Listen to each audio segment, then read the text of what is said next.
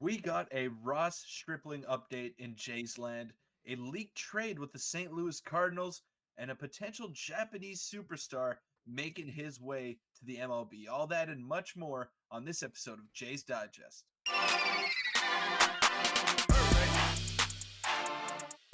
What's up, Jays fans? I'm your host, Peter Vryonis, alongside co-host Nick Gosse. Now, before we get into this video, a ton to break down today, but we just want to remind you that we are on the road to 1K subscribers, and a lot of you that have been watching these videos are not subscribed to the channel, and that's okay.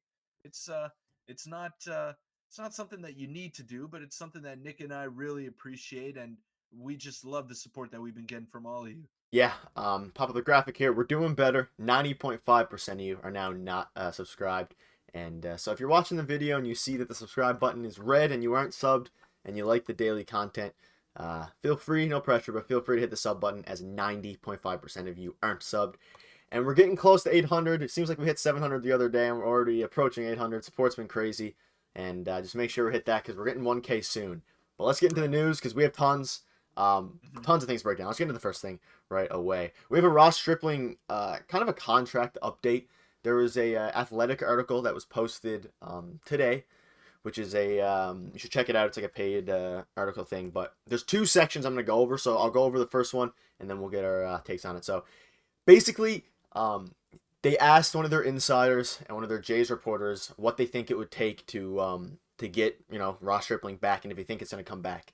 So there's two key pieces here. One is they compared it to Jake Odorizzi's 2-year, $20.25 million deal that he got with the Astros in 2021. They were comparing that and seeing if that would be a fair thing. And he also says that a qualifying offer from Toronto seems unlikely. So his best chance is to collect his big payday. He might be looking for more long-term security. So, I mean, off the bat, his qualifying offer would be around 18 million, and I believe that's the third source or second source that we've went over that has said that a qualifying offer would be unlikely for Ross. So, do you have any opinions on that one? I think Ross Stripling wouldn't necessarily want a qualifying offer either. I mean, he just pitched his way into a multi-year contract, in my opinion, and he's earned it. He's definitely earned it. I'm not sure if it's the Jays that's going to give it to him, but someone will because reliable starters that keep the ball in the ballpark don't grow on trees, and that's exactly what Ross Stripling has been doing all season, his entire Jays career. So I'd love to see him back. I think a Kikuchi type deals is in the works. 3 years, 36 million, and this one won't be a total disaster. Yeah, I'd agree with that. Yeah, because they said 2 years, 20 million, similar to Rizzi. I think Ross gets more than that, especially with the way these pitching contracts have done out. It's interesting again though that they don't think the Jays are gonna put the qualifying offer on him. Hopefully, if they don't do that and he walks away, he has a backup plan. There's one more little tidbit from the article I'll pop up, and it's that in Odorizzi's deal, because they seem to reference Odorizzi's a lot. He had bonuses that could have taken it up to nearly 40 million over 3 years. Now that's a very interesting point. Maybe it's an incentive-based deal, like something like 3 years, 30 million, with a chance to get another 10 to 15 in incentives, which would be a very cool thing. Which I'm all for. I like incentive contracts because obviously it makes the pitcher perform.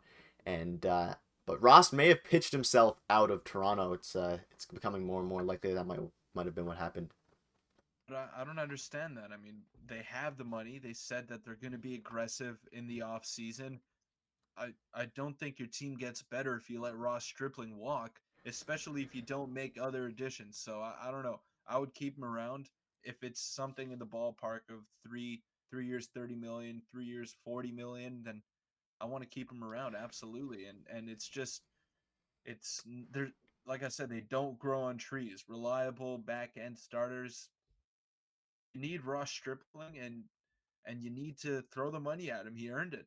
Yeah, he definitely earned it. And it's gonna be interesting to see because if they don't re-sign Ross or don't give him the qualifying offer, they better have, and we spoke this on prior videos, they better have something else lined up to replace Ross because he was one of the MVPs of last season for us. So we'll see what happens with it. It's another report saying that a qualifying offer isn't likely, so maybe they're looking for Well, a bigger contract. But you saw it with Robbie Ray too. I mean, they didn't re-sign Robbie Ray, and we didn't exactly know why at the beginning. But then it turns out that he wasn't vaccinated, so that would have been a total disaster if we brought him back and he couldn't pitch for 90% of the games. But yeah, so they didn't get Robbie Ray, and they went out and got a guy that was equally as good as him, if not even better than him, in my opinion, in Kevin Gosman. And that's what you got to do. If you let Ross Stripling go, you got to get a guy that will give you 150 plus innings next season. Yeah, That's what it is. and hopefully they have a backup plan that isn't just throw Yusei Kikuchi in there. But we'll see. We'll see what happens. Let's move on to the next topic now, which is some controversial trades. So there was an article posted, I believe it was today or the other day, by I believe it was Yahoo Sports, and I'll pop it up here. And I want to get your opinion on these on this trade, Peter.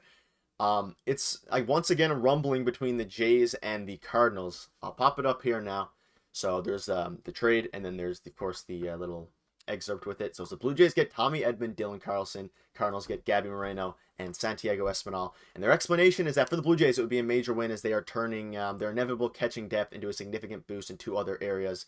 Edman is a capable middle infielder, I guess, to replace Espinal. And then, of course, we have Dylan Carlson, switch hitter with a bunch of speed.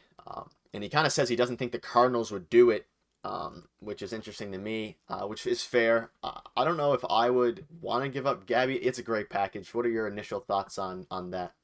Well, that's what I was gonna say. I don't think the Cardinals would go for that. And uh, Tommy Edman, Dylan Carlson, you forget they're two switch hitters also, and Tommy Edman is 5 plus WAR guy. Dylan Carlson, he'll get there as well, and he's not just a guy, a switch hitting center fielder with speed.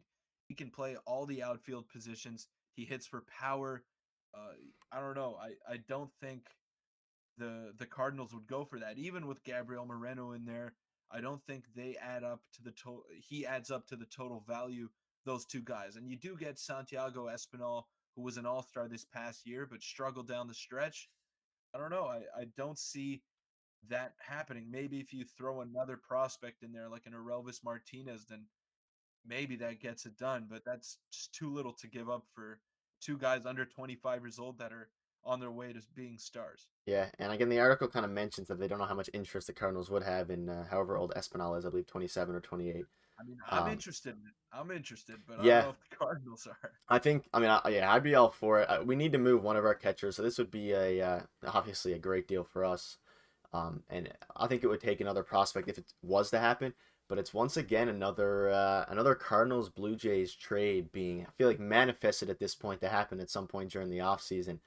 Um, I would love Carlson. Again, I don't know.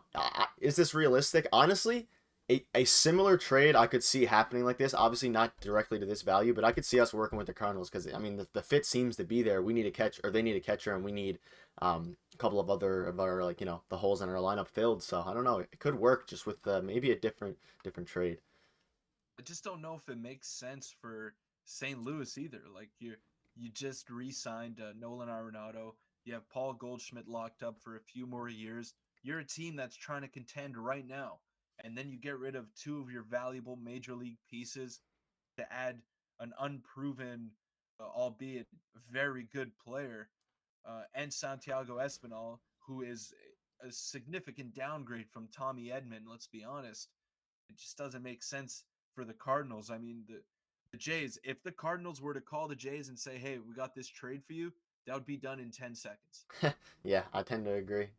It was interesting though. Again, linked to the Cardinals, so we'll see where that plays out. Let's get into our third topic here. These last two are a bit shorter, but they're kind of fun things. So talk about a quick Buck Martinez. We haven't talked about him in a while, probably since the game recap. So this is not old news, but it came out a few days ago. Buck Martinez was nominated by the players for the Kurt Flood Award, which is an award for a former player living or deceased who demonstrates a selfless, long-time devotion to play the Players Association and advancement of players' rights. So I just want to, we haven't talked about Buck much. I wanted to give Buck a shout out, and hopefully he's back next season. And that's good for him to win this award. And he seems like just such a good guy. He does, and he's a legend. He's been around the Blue Jays ever since their beginning, and just it would be really sad to see him go, especially considering all the health problems that he had this past season. But I did read somewhere that this was probably his last season, and it just sucks that that game that he called might have been his last as a Blue Jay play-by-play guy, and just a tremendous person by the looks of it, and you could tell he was just a legend when he got his ovation in his first game back after his cancer treatment. The guy is just legendary, and you would hate to see him go, but you also appreciate all the great calls and all the great memories he's given you as a Blue Jays fan. Yeah, I'd miss him a lot, but whatever is best for him at this point. He's been calling. He's been in the baseball world for so long, 50 plus years. So whatever's best for him. I'd be sad to see him go, but at the same time, I wouldn't mind if he does what's best for himself. And we have Dan Shulman, who is committed to Sportsnet as well. So I don't know. I wanted to shout out Buck there, and hopefully we don't have a video coming up about him leaving. But if it does happen, then we'll definitely have a something for him in a news form video. Well, we just know that the Jays are in good hands with Dan Shulman. Exactly. He's one of the best in the business, and even if we do have to say goodbye to Buck Martinez, Dan Shulman is a more than capable replacement. I think he's the best play-by-play guy I in agree. the major leagues. Yeah, Yeah. no doubt. And yeah, hopefully Buck is doing well in his off season. But let's get into the fourth topic, fourth and final one of the video. Now this is a cool one. This is about an elite left-handed bat. So I'll pop up the graphic here, and you mentioned it briefly in the intro. It is Oryx Buffalo star Masataka Yoshida has stated that he wants to be posted, and I believe that means that he wants to go to the MLB. And apparently he's the face of a franchise. He's been the face of the franchise of the Buffaloes. On-base machine, career 421, who's coming off his first 1,000 OPS season. Put up a 201 WRC plus, and his preference is likely the Phillies. This is someone that, obviously it's probably early, but got released today that he wants to go to the MLB or wants to be posted. The Jays should be all over this guy, you'd think. Well, yeah, I don't know much about him, but the Phillies, man, if they can land another superstar hitter to pair with Bryce Harper, JT Realmuto, wow, that's and a team that's playing in the World Series right now, that could be pretty scary for them. But I don't know much about him. I'd have to research some more. But those are some pretty video game numbers there. Won't put that up in the major leagues, that's for sure. No, and I don't think many people know much about him. He just seems to be. I know he's a left-handed bat. Gets on base a lot, so hopefully it translates to the MLB whenever he does come. But it's just something to keep an eye on, and I'm sure we'll be talking more about him if he gets to want to come to the maybe the Blue Jays rumor. The peripherals are good. I mean, the numbers look great, and I, he fits what the Blue Jays need, a left-handed hitter that's very good. So I don't know. I'd have to do some more research on the guy, but seems like seems like a good player. Seems like a prospect with some potential, and why not just go after him if he wants to be in the East Coast in the Phillies? I mean, maybe the Jays have a shot there. Yeah, and that was the thing I wanted to. I'm sure not a lot of people have heard about him, so maybe we got ahead of the curve there for future if he ends up coming up. But yeah, I guess And that'll if you wrap. do know about him, if Yeah, you do know leave it in the about him, I mean, comments. let us know in the comments if you followed this guy. Let us know what he's like, and maybe we'll have an actual video on him if the Jays are linked to him. Yeah, and also let us know in the comments what you thought about that trade, the Cardinals trade. I think we all have a pretty similar opinion that it would be a good trade for the Jays. But that'll wrap it up. We are on the road to 1K, and we're getting there faster than I can ever imagine. Support's been through the roof for this downtime in the off season, and hope you guys are all enjoying the World Series as much as we are, and I'm sure as much as Phillies fans are, if there's any Phillies fans watching. But the sport's been unreal. Yeah, yeah, it has been unbelievable. I can't believe it. Every day I check our channel and there's just more subscribers. It feels like it's a mistake. Like it should not be happening this fast. But you guys have just been unreal, and it's been a great journey with Nick, and we're gonna keep it going. We'll be back tomorrow. Yeah, cheers.